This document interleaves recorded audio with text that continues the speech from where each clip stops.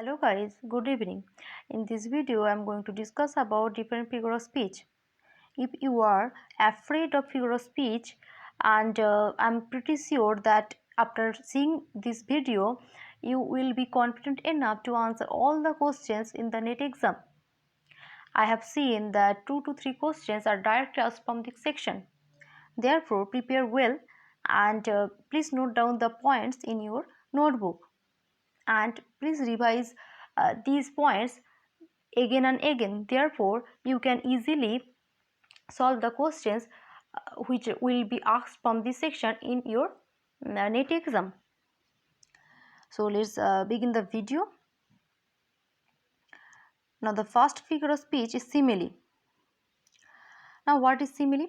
When the comparison between two objects or persons or creatures is clearly stated or mentioned, it is known as simile. So the comparison will be made explicitly, right? As you see in the screen, the example is given, the child is like flower. So here in this sentence the comparison is made between the child and the flower, and the comparison is made on the basis of innocence. In the simile we often see the use of words like as, much, alike. So in every simile we can say that there will be words like, as, much, alike. And then next move on to the next idea, that is metaphor. Now what is metaphor? When the comparison between two unlike objects or persons or creatures is only suggested or hinted, it is known as metaphor. So there is a basic difference between simile and metaphor. In simile the comparison will be made explicitly, but in metaphor the comparison will be made implicitly, meaning that the comparison will only be suggested or hinted, and we have to probe deeper into the sentence to get the idea of metaphor. An example is given in the screen. He is the pillar of the state. Here it is a case of metaphor, as there is a comparison between the person he and the pillar of the state. In the phrase, in the sentence, there is by the use of the phrase pillar of the state, it is suggested that the person stands for the support system of the state, or he is a key figure to the state. Therefore there is a comparison between the person and the state. Now next move on to the next idea, that is antithesis. Now what is antithesis? When two contrasted ideas are placed against each other for the sake of comparison, it is known as antithesis. So remember the point that antithesis talks about different contrasted ideas, not words. It's about the contrasted ideas. You can see one example in the screen. United we stand, divided we fall. So here in this sentence, two contrasted ideas, that is division and unity, are set against each other to emphasize the power of unity. So if we find these similar sentences like this, we can clearly state that it is a case of antithesis, as there is some contrasted ideas placed side by side. Now next move on to the next idea, that is oxymoron. What is oxymoron? When two contradictory words are placed side by side or are placed against each other, then we can say that is a case of oxymoron. An example is given there, that is he is irregularly regular. And by seeing this sentence we can clearly say that irregularly and regular are two contrasted ideas, contrasted words are placed by side. Therefore it becomes a case of oxymoron. So there is a basic difference between antithesis and oxymoron. Antithesis talk about contrasted ideas and phrases, but here in the oxymoron it is about contradictory words, not phrases. Remember the point. Now next move on to the next idea, that is epigram. Now what is epigram? When there is apparent contradiction between the ideas with a deep meaning underneath, it is known as epigram. So here one example is given, the king is dead, long live the king. When we read this sentence, there is a confusion in our mind that how can a dead king be living for a long time? But here is a deep meaning. The meaning is that the sentence is implying that the dead king will be in the memory of the people for a long time, and thus he will continue to live in the memory of the people. So whenever there is a case of epigram, there will be a deeper meaning inside the sentence, and we have to find this we have to find the meaning, and that's how we can say that is a case of epigram. Now next, move on to the next figure of speech, that is climax. Now what is climax? When ideas are arranged in an ascending order of importance, it is known as climax. Remember that climax talks about the ascending order of importance, right, not descending. The example is I came, I saw, and I conquered. Here is the in sentence, an ascending order of events or actions are followed, and these actions are coming, seeing, and conquering. So we can see here in this sentence that there is mentioned three different events, and they are arranged in a ascending order, and that's how it becomes a case of climax. Now the next term is bathos. What is bathos? Now bathos is it is also known as anticlimax, and something that is absolutely opposite of climax. Now what is bathos? Now when the ideas or events are arranged in a descending order of importance with a certain fall from lofty to the low, it is known as bathos. So in bathos, unlike climax, the events or the actions will be arranged in a descending order. So there is also a basic difference between climax and bathos. In climax, there will be ascending order of importance, and in bathos, a descending order of importance is followed. And now one example is given of bathos. In the flood, he lost his parents, his wife, his pet dog, and a handkerchief. Now in this sentence, the comparison, the order of ideas are arranged in a descending order, as we can clearly say that how can the loss of one's parents and one's wife can be compared with the loss of dog or a handkerchief. So after seeing this example, we can clearly say that in satirical works the use of bathos is quite prominent. I hope you have understood the difference between climax and bathos. Now next, move on to the next idea, that is personification. Now what is personification? When qualities of a living being is attributed to an inanimate object or abstracted ideas, then it is known as personification.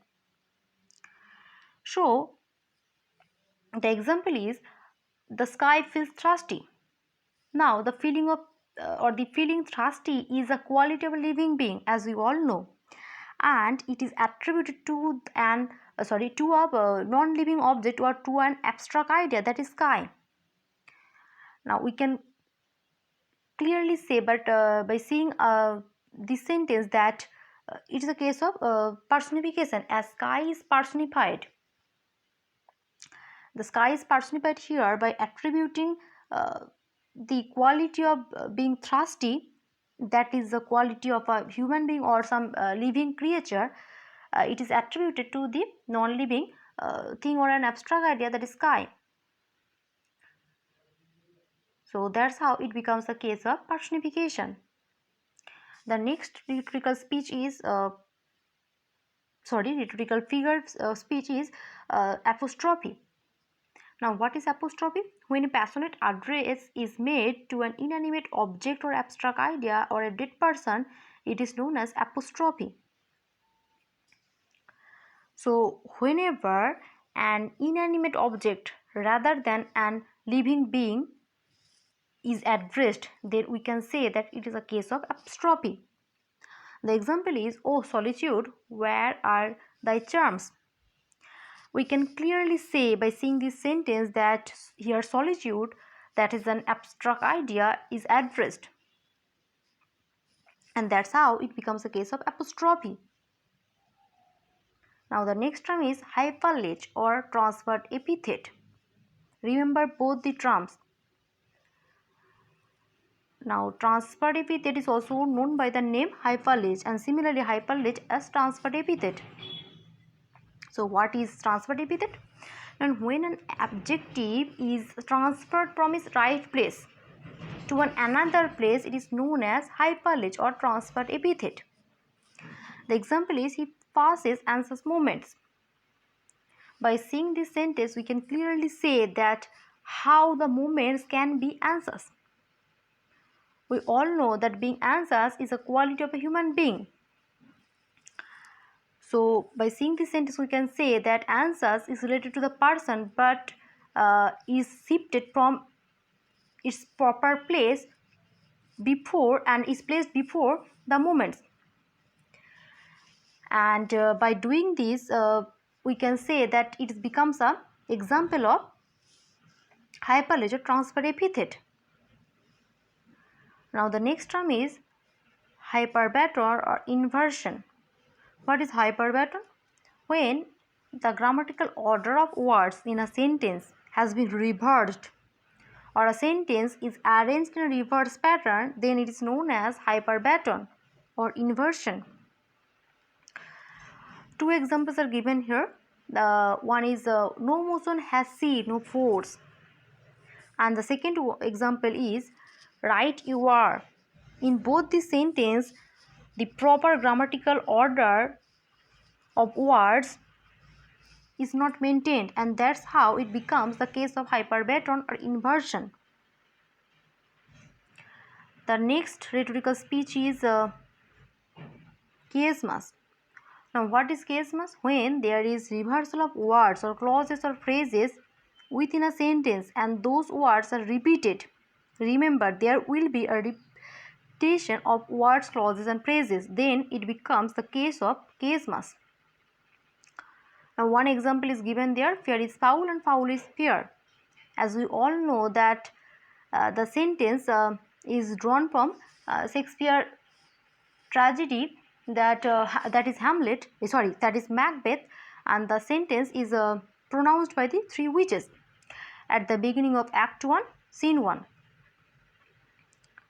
Now in this sentence, the two words fair and foul are repeated twice, and there is the reversal of idea in this sentence. Therefore, it becomes a case of chiasmus. And the next rhetorical figure of speech is litotes. Now, what is litotes? When an affirmative idea is expressed by denying the contrary idea, it is known as litotes. An example is given there: "He is no fool." In this sentence, what is implied is that he is a clever person or he is an intelligent. But in order to express the idea of cleverness or intelligence, we say that he is no fool, or we deny the contrary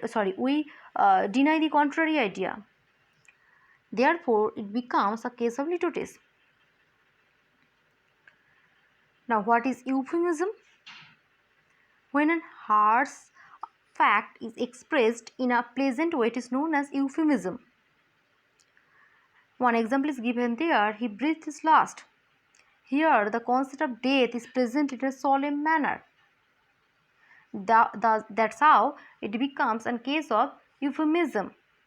But remember one point, that there is another term named euphemism. So there is a basic difference between these two terms. Don't confuse with these terms.